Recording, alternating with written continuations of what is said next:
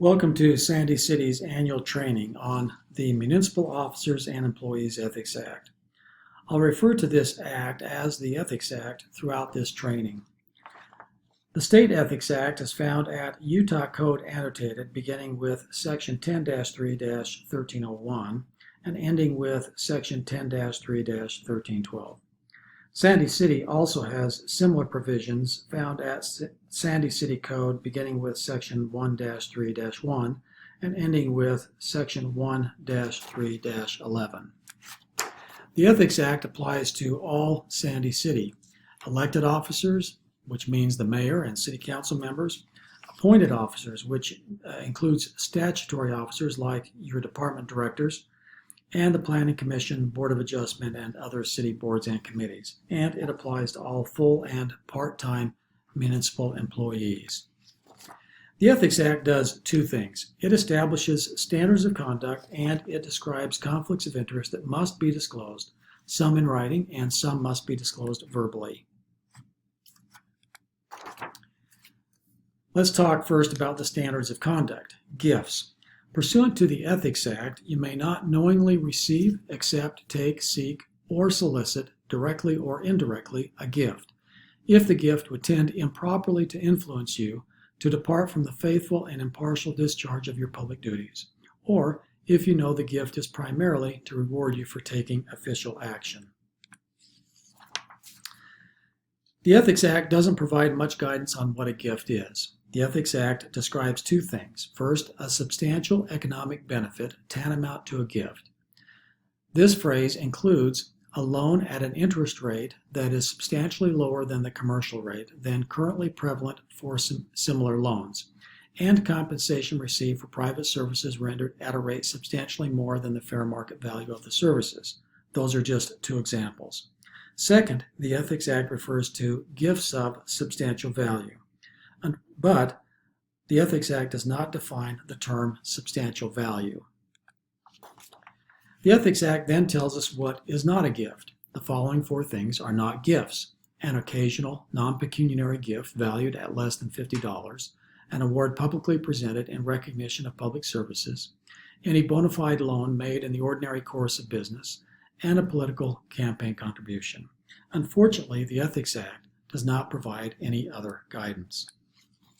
Assume you work for Parks and Rec. The department has decided to request proposals to purchase new lawn mowing equipment. A friend of yours works for Shortgrass Mowing Products, located in Madison, Wisconsin. Your friend calls and discloses that Shortgrass Mowing Products intends to submit a proposal to the city, and your friend invites you to travel to Wisconsin to inspect and test its lawn mowing products. Of course, the city pays your travel to Wisconsin, but while you're in Wisconsin, your friend offers to take you and a coworker to a Green Bay Packers football game. The cost of the tickets is $150 per ticket. The tickets are gifts, and you should decline them. It's not always easy to determine what is or is not a gift. So the safest course for you as a city employee is, if anyone offers you anything, decline and ask your supervisor. Next, let's talk about private, controlled, or protected information that you receive or have access to as a city employee. Pursuant to the Ethics Act, you may not improperly use or disclose such information. The term improper disclosure means giving information to any person who does not have the right and need to receive the information. The term improper use means to use the information to further substantially your personal economic interest or to obtain privileges or exemptions for you or others. The terms private, controlled, and protected are defined expressly in the Government Records Access and Management Act, also known as GRAMA. The definition of those terms is beyond the scope of this training, so the safest course for you as an employee: treat all information as private, controlled, or protected, and ask your supervisor before disclosing any information. Now let's talk about using your position at the city. Pursuant to the Ethics Act, you may not use or attempt to use your city position to further substantially your personal economic interest or to obtain privileges or exemptions for you or others. Assume you work for the police department. You own investment property in Sandy City, and there's some vacant property next door. A development is being proposed for the vacant property that you believe will increase the value of your own investment property. Because of your employment, you know some of the Planning Commission and City Council members, and you use your employment relationship to persuade the Planning Commission and subsequently the City Council members to approve the development. That would be improper. The safest course for you as an employee, never use your city employment to gain any special personal advantage in a non-city transaction. Finally, let's talk about receiving compensation for assisting another. Pursuant to the Ethics Act, you may not receive or agree to receive compensation for assisting any person or business entity in a transaction involving Sandy City. The term compensation is broadly defined as anything of economic value. The term assist is broadly defined as to help or offer to help or agree to help in any way. The term business entity is broadly defined as any kind of business organization. Assume you work in the city's finance department. The city wants to hire an outside independent auditor, and as a secondary employment, you work after hours for easygoing auditors. Because of your inside knowledge of the city's finance department, easygoing auditors asks you to be the lead in getting the city's contract. Of course, you'll be paid for your work. This would be improper. It's not always easy to determine when you must disclose something and when you shouldn't. The safest course for you as a city employee is in any transaction with Sandy City in which you are involved, ask your supervisor first. There is an exception to the rule prohibiting your receipt of compensation for assisting someone in a city transaction. First, you can make a written disclosure, and second, a verbal disclosure. Let's talk first about the written disclosure. You may file a sworn statement with the mayor stating your name, the name and address of the person or business entity you are assisting or intend to assist, or in which you have a substantial interest. The term substantial interest means a legal or equitable ownership owned by you, your spouse, or your minor child, and is 10% of stock or other ownership interest involved. You must also disclose a brief description of the transaction involving the city. The sworn statement must be filed 10 days before you agree to assist or 10 days before you receive the compensation, whichever is earlier.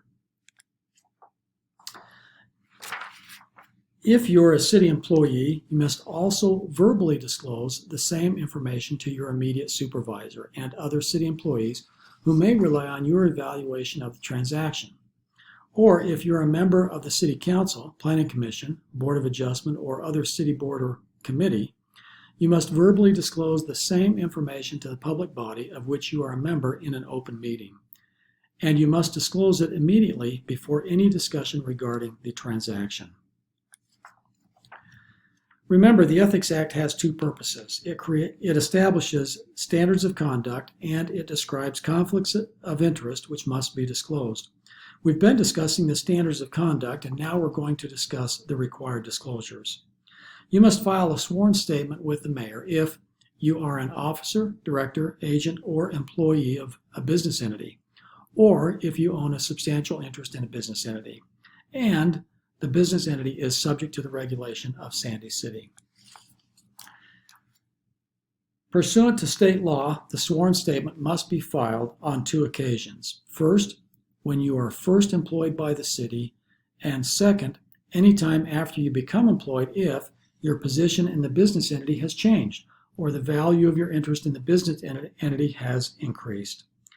However, the city has created a form to assist you. It's called the Disclosure Statement of Interest, and city policy requires you to complete the form annually in January. However, you should complete another form during the year if during the year your position in the business entity has changed or the value of your interest in the business entity has increased.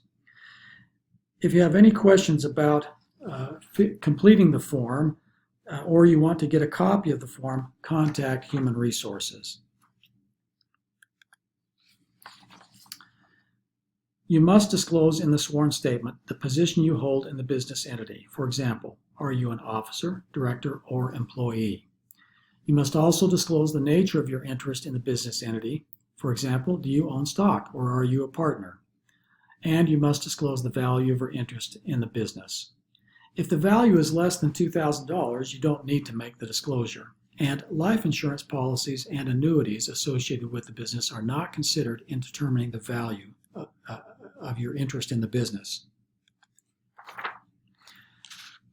If you are an officer, director, agent, or employee of a business entity, or you own a substantial interest in a business entity, and the business entity does or anticipates doing business with Sandy City, you must verbally disclose the nature of your interest in the business to your department head if you're a city employee.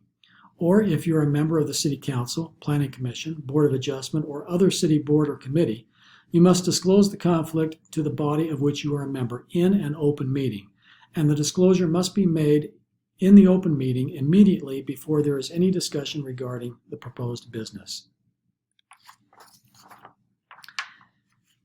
If you have any other personal interest or investment that creates a conflict between your personal interest or investment and your public duties, you must also make a verbal disclosure of the conflict to your department head if you're a city employee, or if you're a member of the City Council, Planning Commission, Board of Adjustment, or other city board or committee. You must disclose the conflict to a body of which you are a member in an open meeting. Any municipal employee who has filed a sworn statement with the mayor, which we talked about before, doesn't need to make the verbal disclosures that we're discussing under section 10-3-1307 or 10-3-1308. Finally, if you knowingly and intentionally violate the Ethics Act and the city enters into a transaction because of your violation, the city must terminate your employment and you may suffer criminal penalties.